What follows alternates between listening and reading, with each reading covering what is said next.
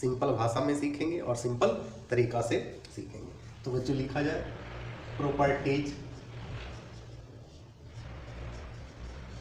Properties of alpha, beta and gamma rays. वैसे तो बच्चों ये तीनों रेज जो है ना, रेडियो एक्टिव रेज कहते हैं और नहीं तो फिर वैक्टरल रेज।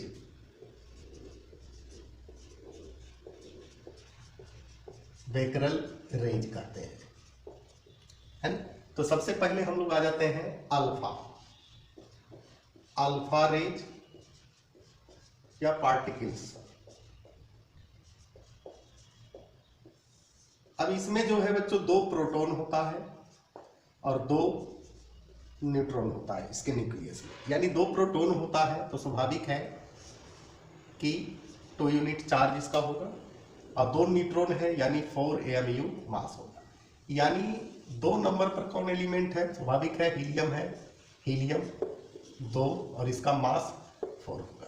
यानी पहला फर्स्ट पॉइंट में क्या होगा, alpha particles is helium nucleus. अब कहता है इसमें 2 यूनिट चार्ज है बच्चों और 4 AMU मास है, तो यहां लिखेंगे it contains 2 unit charge and 4 AMU मास। इसमें तो कोई आपत्ति नहीं है। अब बच्चों इस पे हम लोग मोटा मोटी 3 पॉइंट का डिस्कस करेंगे। पहला है वेलोसिटी,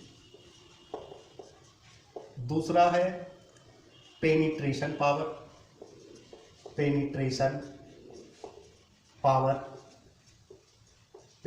पावर और तीसरा है बच्चों आयोनाइजिंग पावर। ये तीनों टर्म को हम लोग अच्छे से सीखेंगे। तो आइए बच्चों हम लोग देखते हैं। अब कहता है 2 यूनिट चार्ज इसमें है तो आयोनाइजिंग पावर तो स्वाभाविक है कि मैक्सिमम होगा, तो लिखेंगे the ionising power is maximum. इसके बाद वेलोसिटी की बात कर लें तो वेलोसिटी इसमें जो है बच्चों मास जो है 4 AMU है, तो मास तो इसमें अधिक है ना, और मास अधिक है तो कहता है कि वेलोसिटी जो है is less than beta and gamma rays. यानी स्पीड ऑफ लाइट के 10 part, 1/10 of speed of light. इसके बाद पेनिट्रेशन पावर वेदन क्षमता। कहता है जितना अधिक वजन होगा वेदन क्षमता उतना स्लो होगा, तो कहता है penetration power is less than beta and gamma. ये दोनों के अपेक्षा इसका पेनिट्रेशन पावर क्या होगा, वेदन क्षमता कम होगा। अब कहता है अल्फा इमिशन से क्या होगा। जैसे मान लिया बच्चों, यहाँ ध्यान दीजिएगा, x है इसका चार्ज z है, मास a है, इससे अल्फा पार्टिकल्स का इमिशन होता है। यानी तो क्या होता है, एटॉमिक नंबर में क्या होता है 2 यूनिट निकलता है और मास में क्या होता है 4 AMU। कितना निकला है ना। मान लिया डॉटर एलिमेंट जो बना बाई बना है ना, बाई बना, तो इसका जो है एटॉमिक नंबर क्या होगा, तो Z-2 होगा और A माइनस क्या होगा 4 होगा। यानी एक अल्फा किसी एलिमेंट से इमिट होता है यानी रेडियो एक्टिव एलिमेंट से, तो उसके एटॉमिक नंबर में 2 यूनिट घटता है और मास नंबर में 4 AMU घटता है। अब बच्चों हम लोग देखते हैं beta raise, beta particles, beta particle.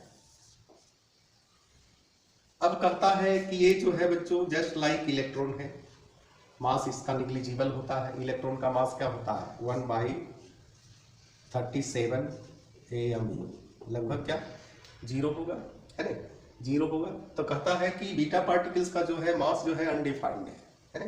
तो फर्स्ट पॉइंट में हम लोग लिखेंगे इट कंटेन्स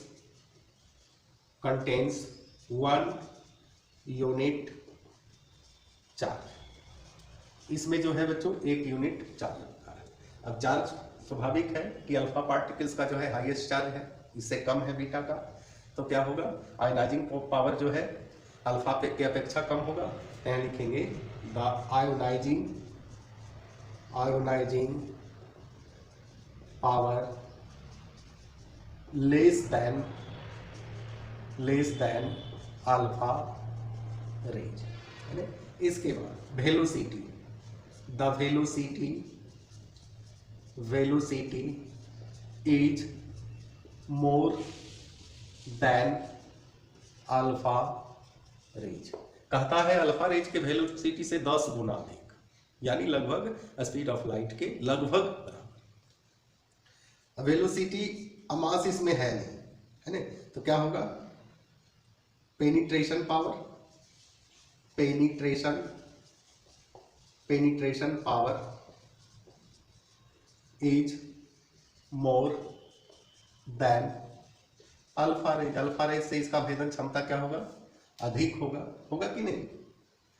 अब बच्चों बीटा इमिशन से क्या होगा, मान लिया एक्स एलिमेंट है, जेड एटॉमिक नंबर, ए इसका मास नंबर है, बीटा रेंज का इमिशन हो रहा है ना, -1 चार्ज। अब यहाँ जो डॉटर एलिमेंट बनेगा उसमें क्या इफेक्ट पड़ेगा, क्या पड़ेगा, तो यहाँ हो जाएगा Z+1, यानी एटॉमिक नंबर में 1 यूनिट की बढ़ोतरी होती है और मास नंबर में कोई प्रभाव नहीं पड़ता है, मास नंबर में कोई इफेक्ट नहीं पड़ता है। अब बच्चों हम लोग आ जाते हैं gamma range. It is photon, ये जो है फोटोन है ना। कहता है इट हैज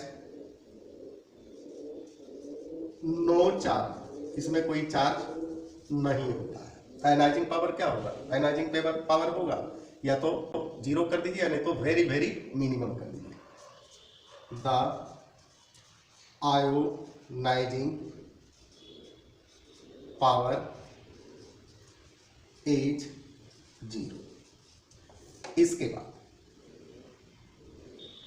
पेनिट्रेशन पावर क्या होगा more than alpha and beta range, है ना। इसके बाद वेलोसिटी क्या होगा बच्चों, जब फोटोन है तो वेलोसिटी क्या होगा is equal to the velocity of light. यही तो है बच्चों आज का सिंपल टॉपिक, रेगुलर क्लास करते रहिए।